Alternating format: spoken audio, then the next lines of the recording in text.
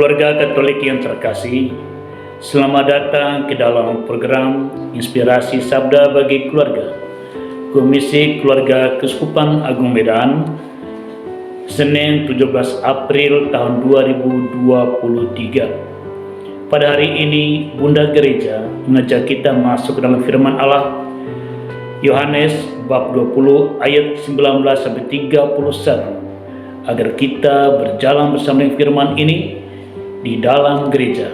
Maka marilah kita mendengarkan kisah ini. Adalah seorang Farisi yang bernama Nikodemus. Ia seorang pemimpin agama Yahudi. Ia datang kepada Yesus pada waktu malam dan berkata, "Rabi, kami tahu bahwa engkau datang sebagai guru yang diutus Allah, sebab tidak ada seorang pun yang dapat mengadakan tanda-tanda yang engkau adakan itu jika Allah tidak menyertainya." Yesus menjawab, katanya, "Aku berkata kepadamu, sesungguhnya jika seorang tidak dilahirkan kembali, ia tidak dapat melihat kerajaan Allah." Kata Nikodemus kepadanya, "Bagaimana mungkin seorang dilahirkan kalau ia sudah tua? Dapatkah ia masuk kembali ke dalam rahim ibunya dan dilahirkan lagi?" Jawab Yesus, "Aku berkata kepadamu, sesungguhnya jika seorang tidak dilahirkan dari air dan roh, ia tidak dapat masuk ke dalam kerajaan Allah.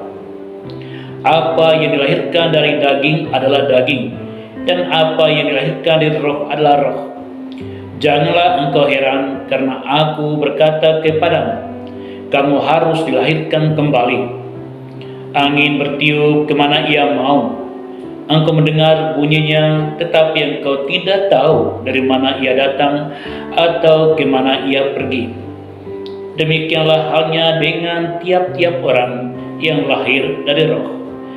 Demikianlah sabda Tuhan, terpujilah Yesus Kristus.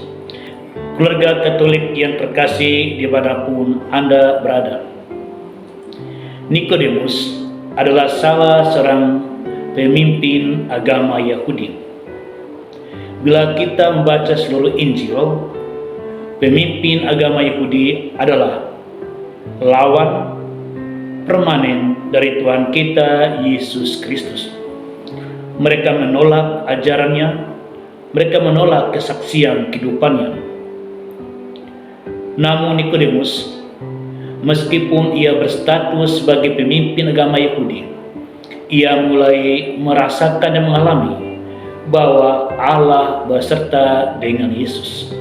Dan ia mulai percaya tidak mungkin Tuhan Yesus dapat melakukan tanda-tanda kalau Tuhan tidak menyertai dia. Keluarga Katolik yang terkasih, disinilah Nikodemus secara perlahan mulai memasuki proses kemuritan menjadi murid Tuhan kita Yesus Kristus. Meskipun secara yuridis, meskipun secara fakta dia tidak bergabung dengan 12 murid dari Tuhan kita Yesus Kristus atau orang-orang yang terus-menerus mengikuti Yesus, tetapi secara rohani ia telah menjadi murid Kristus. Keluarga Katolik yang terkasih, dalam proses kemuritan ini, Nikodemus datang pada malam hari.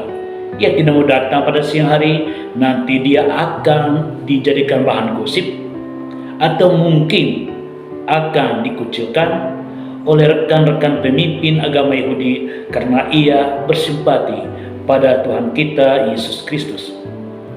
Dengan rasa ingin tahu, ia bertanya tentang Yesus Kristus, apa yang menjadi misi dan perutusannya. Keluarga Katolik yang terkasih, proses kemuritan ini menunjukkan bahwa di dalam diri Nikodemus ada satu unsur kehidupan Kristiani, yaitu kerendahan hati. Maka ia datang ingin mengetahui lebih lanjut tentang Yesus Kristus yang jadi sumber penasaran dia di dalam kehidupan imannya. Keluarga Katolik yang terkasih, Tuhan kita Yesus Kristus menyampaikan bahwa menjadi muridnya harus dilahirkan lagi, bukan oleh daging, tetapi oleh air dan roh. Ketika kita lahir sebagai anggota keluarga, kita lahir dari rahim ibu disertai air ketuban. Dan kini ketika kita lahir dari rahim gereja, kita dilahirkan dari air dan roh, dan kita menjadi anak Allah, menjadi proses pembaptisan. Inilah perjalanan kemuridan Tuhan kita Yesus Kristus.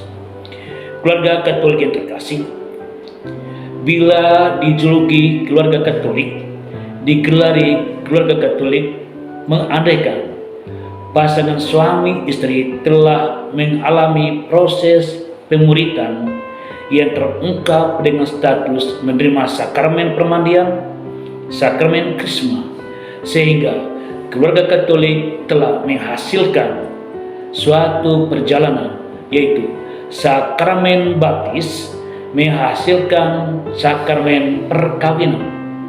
Dengan kata lain, pasangan suami dan istri adalah orang-orang yang telah lahir dari air dan roh, dan mereka mulai mengikat perjanjian untuk hidup sebagai suami istri dalam kesetiaan kepada pasangan masing-masing sepanjang hidup mereka. Keluarga Katolik yang terkasih, bila bercermin pada Nikodemus, maka apabila kita yang telah menerima sakramen pembaptisan, dan buah sakramen pembaptisan adalah sakramen perkawinan, maka sakramen perkawinan ini harus diawetkan. Salah satu resep mengawetkan sakramen perkawinan adalah belajar Nikodemus kerendahan hati. Namun di sini secara khusus saya ingin mengajak kerendahan hati dalam aspek apa? Keluarga Katolik yang terkasih, seperti Nikodemus, kita harus terus-menerus ingin tahu tentang iman kita, tentang Yesus Kristus Tuhan kita. Dengan sakramen perkawinan, tidak otomatis kita telah memiliki pengetahuan yang komplit tentang siapa itu Yesus untuk lebih mengenal Dia. Maka keluarga Katolik adalah sebuah sekolah katekese. Dengan penuh kerendahan hati, suami istri, anak-anak, berguru bertanya kepada pengurus gereja, katekis, pastor tentang iman yang terkadang menimbulkan kebingungan, yang ingin diperdalam, yang ingin dihayati, sehingga kita dituntun untuk mengenal iman kita, mengenal Tuhan kita Yesus Kristus dengan lebih dalam.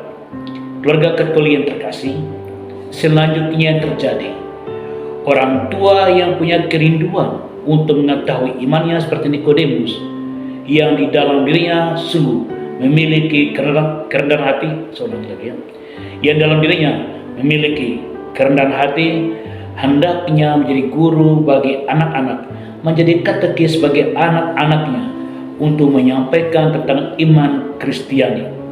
Keluarga Katolik yang terkasih, maka marilah adopsilah sikap kerendahan hati Nikodemus untuk mengetahui iman lebih dalam keluarga kita, sehingga keluarga kita menjadi sebuah sekolah iman, keluarga kita menjadi sebuah sekolah katekese, keluarga kita menjadi sekolah pewartaan, keluarga kita menjadi sekolah pewartaan di dalam lingkup relasi suami istri, orang tua dan anak-anak.